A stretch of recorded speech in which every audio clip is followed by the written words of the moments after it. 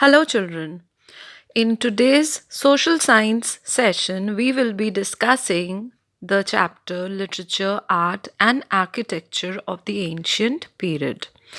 So, as the name indicates, the chapter will be about various developments in the field of art, architecture, literature, science during the ancient period. So, India has always been a culturally rich country. So, let us talk about the different spheres of culture of India. So, starting with the stories of the past. So, from where do we get information? So, of course, through the literary sources that had always been a great source of information of the past. So, books that were written a long time ago give, of course, detailed information about the life and society of ancient times. They also give us a detailed information about the religion and culture of that period. And the best examples, the best books uh, giving us information about religion and culture are the Purans and the epics like Mahabharat and Ramayan and even Bhagavad Gita also. So all these books, they give us a detailed information about the religion. And for culture, we can get the information about the culture of that time through books like Harshcharita and Kalidas's Shakuntala, that is Abhijanan, Shakuntalam, and the Panchatantra and the Jataka tales. Now let us talk about these books in detail. So, beginning with the religious books, during this period, a number of religious books were written, which included the Purans, Upanishads, and the Mahapurans. The Purans told us stories about the origin of universe, about the solar system, the sun, of course, the earth, the continents, mountain ranges, even the family tree of gods and rishis and the royal families. So these Purans contain the stories about gods and goddesses such as Vishnu, Lord Shiva, Goddess Durga, and Parvati. The Purans were written in simple Sanskrit and were meant to educate common people. So the language used was simple Sanskrit so that people could understand it, people could read and understand. These were even chanted by the priests, they were rather recited by the priests in the temples to make women and the Shudras understand these stories, because during those time the women and the Shudras, they were not allowed to study the Vedas. Moving on to the great epics like the Mahabharata and the Ramayana, the stories of Ram, Sita, and Ravan. These are all well known characters. About Krishna, Arjun, these are all popular characters, and we get to know them through the epics written in Sanskrit, that is the Mahabharata and the Ramayana. An epic is a long story written in poetry. So, Mahabharata and Ramayana, these are epics. These are long stories written in poetry form. The cousins, Pandavas and Kauravas, they they fought for the throne of Hastinapur, and this is what has been explained in the epic Mahabharata. The Bhagavad Gita, which is a conversation between Lord Krishna and Arjun at the battlefield, is also included in this epic. This was written about 1500 years ago. This old story was written in the form in which we read it today. Ved Vyas is believed to have compiled both the Purans and the Mahabharata, while Ramayan was originally written in Sanskrit by Rishi Valmiki, and this was translated later in various Indian languages. The tales of common people were also written in the tales of Panchatantra. The Jataka tales uh, reflected stories. In Jataka tales, we find the stories of Lord Buddha in his different births. So, this was all about religion and culture. And when we talk about culture, not to forget is Kalidas, of course, which I mentioned.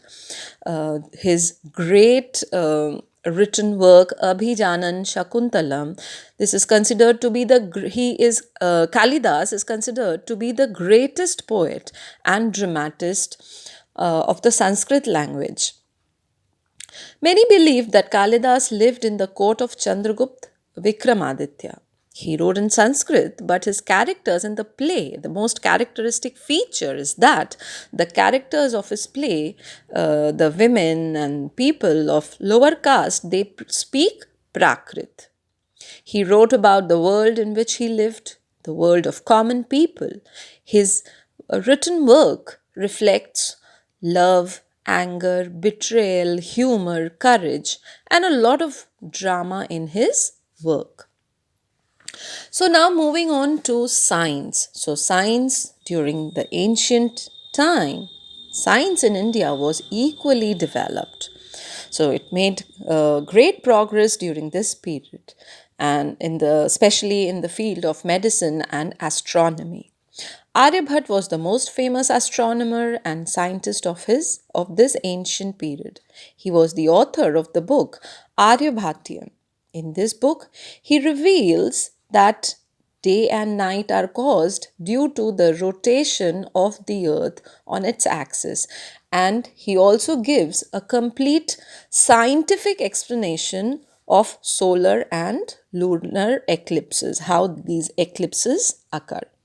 Another astronomer, Varamihira, wrote Panchasiddhantika and developed several subdivisions of astronomy like astrology and horoscopes. In the field of medicine, also, India was never behind. There were physicians like Charaka and Shushruta. So, Charaka wrote Charaka Samhita, or the handbook of the physician, which provides a detailed information about the anatomy of the human body. It consists the methods of treatment and how to diagnose hundreds of illness. Charaka Samhita also informs us about the list of plants, animals, minerals, how to make medicines out of these remains. During this period, surgery was also practiced, and the most famous physician of that time was Shushruta, and he again we get a complete information about the surgical instruments and how surgery was done in his book named Shushruta Samhita. The concept of zero was also introduced by Aryabhat. Talking about art and architecture, when we look at ancient India, the iron pillar of Mehrauli is the best example. It is 7.2-meter high and weighs over 3 tons. It was made 1500 years ago, but still today it stands, and there is no rust at all. This is the most characteristic feature of this pillar, and this proves that ancient India was developed in metallurgy as well. Talking about architecture, there are n number of stupas, chaityas, vihars, and temples which can be found in India, which were built during the ancient time. The buildings depict stories and incidents and have inscriptions and family trees through images and paintings. The kings and princes built most of the ancient monuments and temples. The best example of stupa is the Sanchi Stupa. So Buddhism played a very important role in the development of architecture that consisted of vihars or monasteries, chaityas or prayer halls, and stupas. The word stupa means a mound, and this is the place.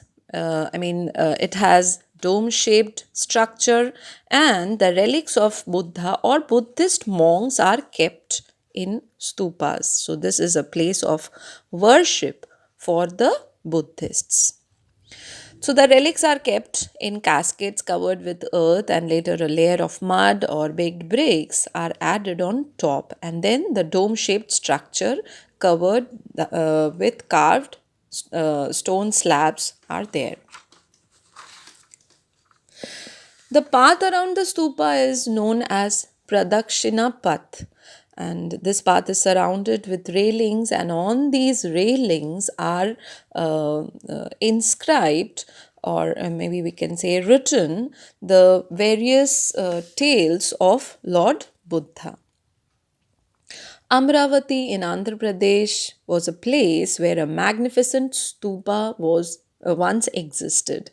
So, stone carvings for decorating the stupa were made about 2000 years ago. Vihars or monasteries were hollowed out of rocks. They were cut out of huge rocks, and in these vihars or monasteries, the Buddhist monks lived. Not only Buddhism, Hinduism was also very well rich during that time. This is reflected through the temples, the ancient temples of Goddess Durga, Lord Shiva, and even God Vishnu. They were worshipped in these temples. The temples had Garbhagriha, which was the center of the temple, and at the center of the Garbhagriha, the deity was placed. And in this room, priests performed religious rituals and devotees offered worship to the deity. A shikhar was built on the top of the Garbhagriha to point it out as a sacred place. The temples also had mandapa where people used to sit or people used to assemble for religious gatherings. Apart from this, we also see the paintings. The history of paintings in India goes back to old Stone Age. At Bhimbetka in Madhya Pradesh, many prehistoric paintings have been found on the walls of the caves. So, during that time, the cave walls were decorated with paintings. The complex of at Ajanta and Ellora, these are the caves. These caves, these ancient caves are 300 kilometers northeast of Mumbai, and these are the best examples of painting and cave architecture and sculpture. There are 29 caves in Ajanta and 34 in Ellora, and all these are rock cut caves. And the walls are decorated with beautiful sculptures and paintings. So, Ajanta Ellora caves are not only in India, famous in India, but these are famous all over the world. So these paintings are called murals. Murals are paintings which are directly painted on the walls. So they depict events from the life of Lord Buddha. The colors which have been used in these paintings, they are made from plants and minerals. So they all are natural colors. As a result, these colors stand uh, vivid and clear even after 1500 years. So I hope the chapter is very clear to everybody now. We talked, we discussed about the art, literature, architecture, science in this chapter. So I hope it's clear to everybody. So thank you so much.